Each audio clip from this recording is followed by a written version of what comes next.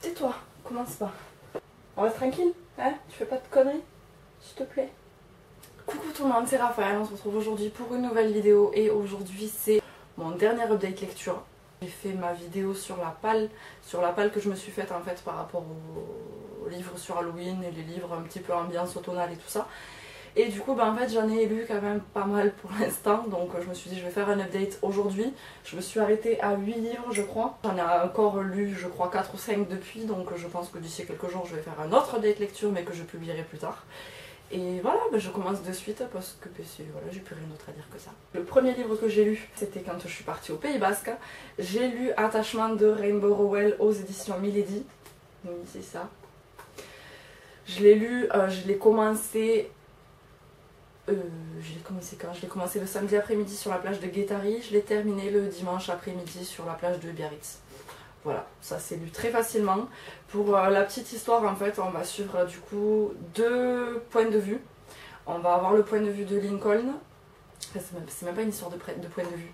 C'est deux styles en fait d'écriture parce qu'on va avoir du coup le point de vue de Lincoln qui est un geek agent de sécurité qui travaille la nuit sur les ordinateurs pour comment dire ça, surveiller un petit peu les échanges de mails des différents employés qu'il peut y avoir à l'endroit où il travaille, donc il travaille dans un journal. Un chapitre en fait on va avoir le point de vue de Lincoln qui est raconté, enfin voilà, une romance, enfin un roman, une narration tout à fait classique, et ensuite on va avoir du coup le chapitre suivant, ça va être les fameux échanges de mails entre les deux, entre Beth et sa collègue. Et voilà, c'est juste une histoire c'est une lecture de plage en fait, j'ai envie de dire, mais j'ai quand même passé un très bon moment parce que la lecture elle est c'est très fluide en fait, ça se lit vraiment en une journée. Enfin, clairement là j'ai commencé à le lire en fin d'après-midi, voilà, sur un week-end à la plage. Je l'ai terminé le lendemain après-midi, donc ça se lit très très facilement. On devine la fin forcément, parce que c'est une lecture de plage, mais bon, je trouvais que c'était bien amené. Ensuite, pendant ce week-end là, j'ai aussi voulu terminer un livre que j'ai commencé il y a peut-être 2 ou 3 mois. Ouais, ce bouquin j'y ai passé du temps dessus, je l'ai lu très lentement, et pourquoi en fait à l'intérieur c'est très lent. Voilà. Donc j'ai lu Pressentiment de Catherine Webb aux éditions France Loisirs. J'avais trouvé ce bouquin chez Emmaüs je pense, et je l'avais pris parce qu'en fait de cet auteur j'ai lu Héritage. Je vais atchoumer, c'est horrible, j'ai envie d'éternuer mais j'y arrive pas depuis tout à l'heure. Ça y est, j'ai réussi. J'ai lu Héritage du coup il y a peut-être 1 an ou 2, je sais plus trop, ça faisait partie d'une des sélections du club de lecture de Mango & Salt. Et j'avais adoré Héritage, donc ben, là clairement quand j'ai vu que l'auteur elle avait fait un autre livre, alors je crois que celui-là a été écrit avant, enfin bref je sais plus trop. Je me suis dit j'avais bien aimé Héritage, donc j'ai quand même envie de lire celui-là aussi. Et en fait là on va suivre du coup, c'est une histoire, il y a le présent dans les années 2011. Les années 2011, donc c'est vraiment notre époque. On va suivre Léa et Marc. Ils ont retrouvé en fait un corps, alors pas Léa et Marc, mais bref, les policiers ou je sais pas qui, enfin bref. Léa est journaliste et en fait elle a été appelée par son ex, qui je sais même plus sur quoi il travaille, s'il est dans la police. Il a fait appel à elle en fait parce qu'ils ont trouvé du coup le corps d'un soldat de la Première Guerre mondiale qui avait sur lui 2 lettres. Dans les autres chapitres, on va suivre l'histoire de Esther. Si je dis pas de bêtises, elle s'appelle Esther. Oui, c'est ça. C'est le révérend et son épouse Esther. En fait, ils accueillent chez eux une nouvelle servante qui est tout fraîchement sortie de prison. Alors bon, la prison à 1911, c'est pas du tout la prison de 2011, on est d'accord.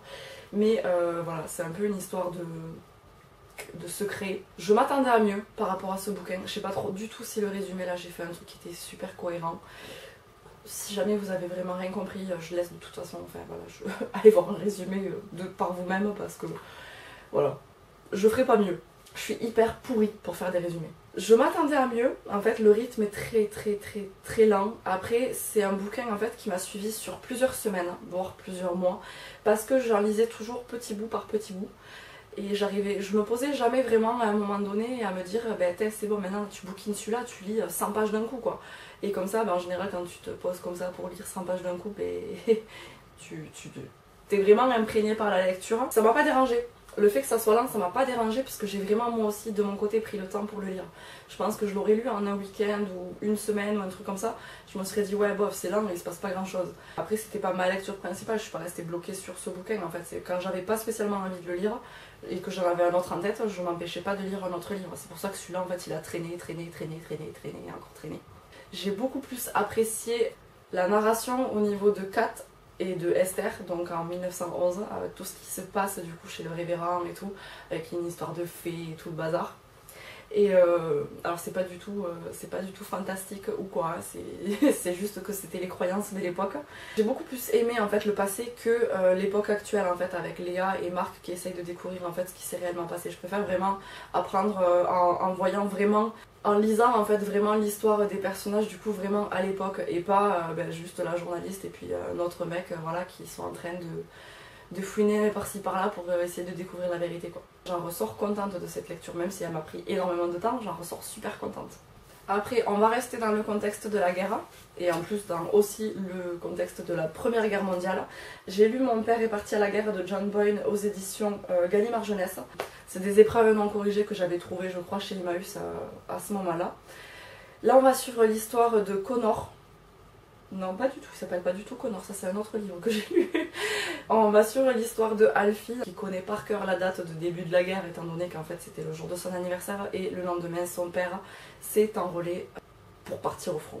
Une histoire en fait racontée vraiment par les yeux d'un enfant. C'est réaliste. Alors c'est pas un témoignage ou un truc comme ça, mais par contre, enfin voilà, c'est un bouquin historique jeunesse. Si vous débarquez que maintenant sur ma chaîne, vous apprendrez que tout ce qui touche aux différentes guerres dans le monde, bon en particulier la première et la seconde guerre mondiale, mais tout ce qui touche en fait aux différents conflits dans le monde, fait plus conflit ou pas conflit, mais vraiment tout ce qui est historique, ça m'intéresse quand même beaucoup. Donc c'est vrai que je lis pas que de ça, mais de temps en temps, voilà, c'est des lectures que j'apprécie, même si elles sont très dures parfois. Pendant que les hommes font la guerre, vraiment, on va voir le côté, du coup, qu'est-ce qui reste à la maison. Donc les femmes qui sont obligées d'aller travailler, les enfants qui aussi essayent de travailler de leur côté, parce que voilà, le petit Alfie, en fait, il avait sa meilleure amie qui était originaire de Prague, qui ont dû fuir, en fait, leur maison. Donc le père était cireur de chaussures, donc le petit Alfie vole c'est son matériel en fait de cireur de chaussures et va lui-même s'installer du coup au pied de la gare de Londres. Je l'ai pas dit mais c'est pas du tout en France, l'histoire se passe en Angleterre et du coup le petit Alfie va travailler tous les jours sauf les jours où il a classe, donc c'était le lundi après-midi, le jeudi après-midi, quelque chose comme ça. J'ai trouvé que c'était un roman touchant, même si c'est raconté par les yeux d'un enfant, du coup il n'y a pas les termes, ça reste des termes simples, ça reste des termes faciles. Parce que voilà, le petit garçon, je crois que si je dis pas de bêtises, il a 8 ans ou quelque chose comme ça, enfin, il est vraiment tout petit. Et tout ce qu'il doit endurer en fait pour essayer de retrouver son père, parce que son père, pendant qu'il est du coup sur les champs de bataille, en train de, enfin voilà, pendant la guerre, il écrit des lettres à sa femme, à son fils et tout ça. Et un beau jour, en fait, Alfie, il n'y a plus de lettres. Sa mère lui cache la vérité. Est-ce que son père est mort? Est-ce que son père fait vraiment une mission secrète? Est-ce que, enfin, il est au courant de rien et personne ne lui dit rien. En fait, dans ce bouquin aussi, on aborde tout le côté en fait des chocs en fait post-traumatiques, hein, tout ce qui se passe après. Alors que par exemple, voilà, il va y avoir un soldat qui n'a eu aucune blessure physique, par contre, qui est complètement détruit à l'intérieur. Et du coup, vraiment dans ce bouquin, ça parle de ça, donc c'est quand même, ouais, c'est peut-être encore plus dur que juste. Après, je souhaite à personne de se faire amputer d'une jambe ou quoi que ce soit dans n'importe quelle circonstance, mais ça nous montre voilà, le côté vraiment psychologique de la guerre. J'ai quand même passé un bon moment avec ce bouquin. J'ai trouvé ça très intéressant. Après ces 3 lectures, je ne savais plus du tout quoi lire. Du coup, je m'en suis remis au hasard sur Livre Addict, où j'ai ma palle qui est actuellement à jour. Et voilà, dans le petit truc de la palle, en fait, on peut cliquer sur un livre au hasard. Et pour une fois, j'ai écouté vraiment ce que le hasard m'a dit. Je suis tombée du coup sur Night School. Donc ici le premier tome de Seiji Dogerty aux éditions Robert Laffont dans la collection R. Dans ma page j'avais le tome 1 et le tome 2. Et là en fait dans cette update lecture je vais vous parler du tome 1 et du tome 2. Le tome 2 qui s'appelle Héritage.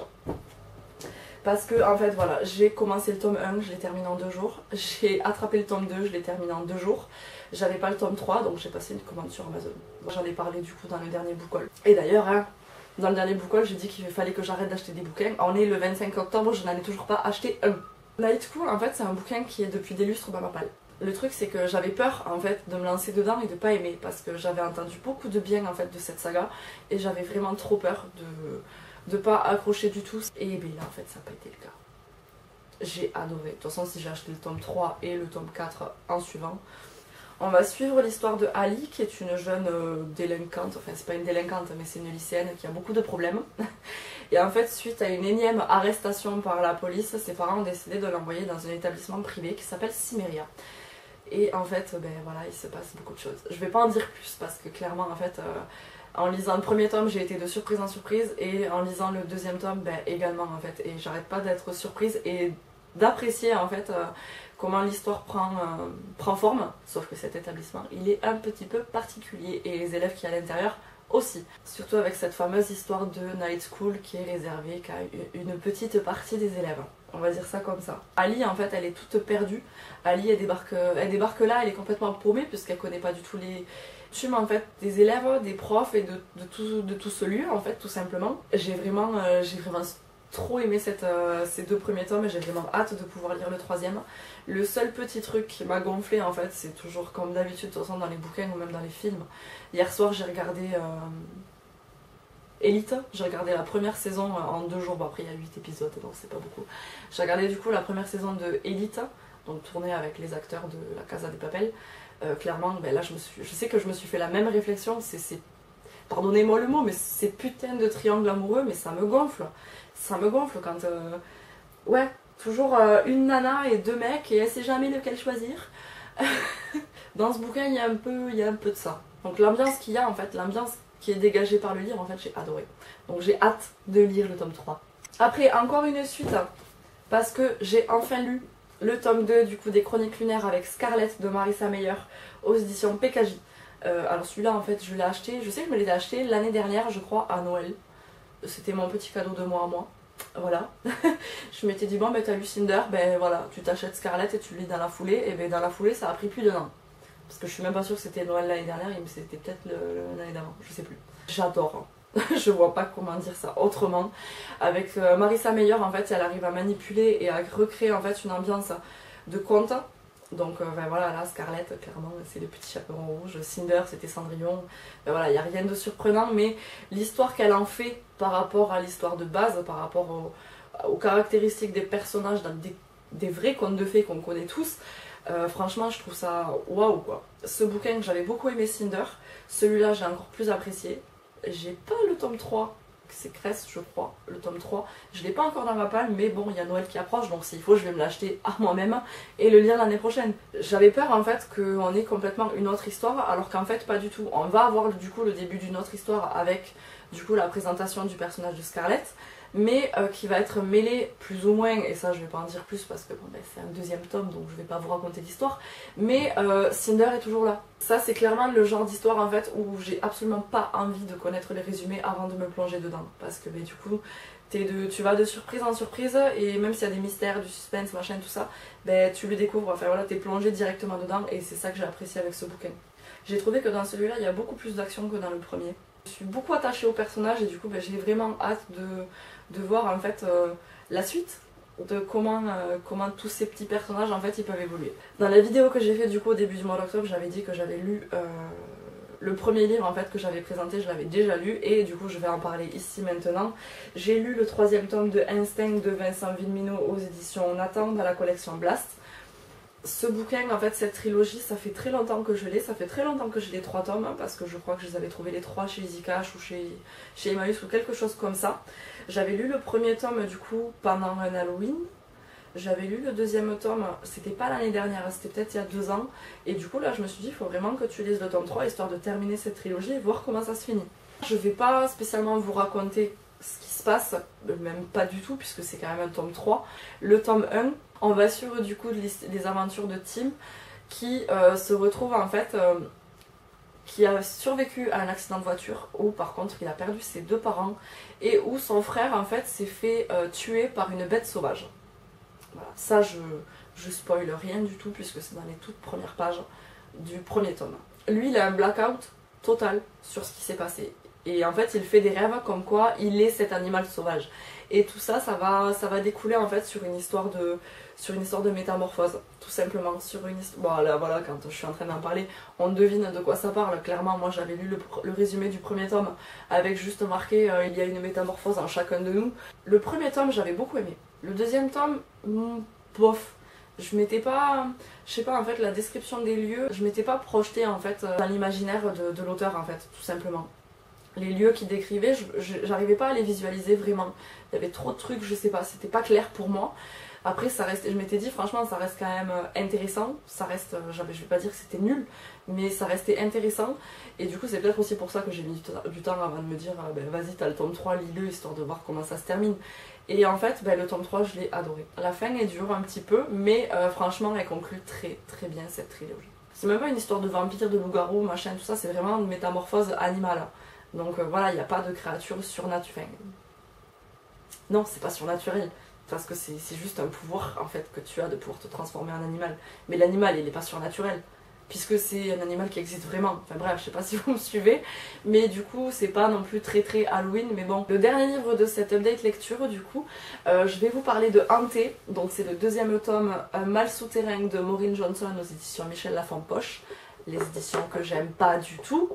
J'avais lu le premier tome de Hanté qui s'appelait, je sais plus du tout, je sais plus du tout par contre comment s'appelait le premier tome, mais je l'avais lu il y a 2 ans en période d'Halloween aussi. Donc vu le nom, on se doute que ça parle de fantômes et sûrement c'est une personne qui est capable de voir les fantômes. Mais franchement, dans ce bouquin, j'ai pas aimé en fait. J'ai vraiment pas accroché. Je sais pas, il manquait quelque chose. Il manquait de fantômes en fait, déjà tout simplement. Il manquait de fantômes. J'ai failli l'abandonner à la moitié. Parce qu'en fait, à un moment donné, comment elle s'appelle? Aurora. C'est justement la jeune fille en fait qui est capable de voir les fantômes. Elle va se prendre une direction en fait où je me suis dit mais qu'est-ce qui... Là il est en train de se passer un truc mais c'est juste en fait complètement bâclé. Je suis en train de me dire mais c'est quoi? Je comprenais pas du tout la tournure en fait que voulait prendre l'auteur, mais je comprenais pas du tout. J'ai failli arrêter parce que je me suis dit mais c'est pas possible en fait, si ça se passe comme ça, c'est désolé du mot mais c'est nul à chier quoi. Et en fait non, ça se... non, après c'est justement pour montrer qu'elle est en train de... Aurora en fait elle est en train de dévier complètement et après il y a un petit peu l'ordre des choses qui essaye de se rétablir. Mais franchement ouais, dans l'ensemble ce bouquin j'ai pas spécialement trop accroché. L'ambiance du coup un petit peu lugubre, enfin pas lugubre mais l'ambiance un petit peu hantée des souterrains de Londres et tout ça, elle était toujours là mais quand même mais beaucoup moins présente en fait que dans le premier tome. Il se passe pas grand chose. Il y a le tome 3 qui est sorti mais qui est introuvable, je crois. Je l'ai jamais vu quelque part. Je crois que j'avais regardé sur Gibert, sur Price Minister, sur Amazon, sur un peu partout, j'arrive pas à le trouver. Mais bon, bah du coup je l'achèterai pas et c'est pas plus mal en fait parce que franchement là, je me dis en fait le premier tome j'avais beaucoup aimé, j'avais adoré même le premier tome de Hanté. Par contre là, je me dis mais il y a en fait une fois que l'aventure de Jack l'Éventreur, enfin le fantôme de Jack l'Éventreur, c'était fini, ben il y avait plus rien à en tirer quoi en fait. Donc je suis déçue de ce bouquin parce que j'avais beaucoup aimé le premier en fait, donc je suis vraiment déçue du deuxième tome. Mais bon, voilà, c'est le seul bouquin là dont je suis pas hyper satisfaite dans cette vieille lecture, donc ça va, un bouquin sur 8, ça va, il y a pire. Donc je vais m'arrêter ici, j'espère que ça vous a plu, on se retrouve très bientôt dans une prochaine vidéo et d'ici là, prenez soin de vous. Ah et si dans les bouquins là dont je viens de parler, il y en a que t'as lu, n'hésite pas à me dire ce que t'en as pensé. Hein.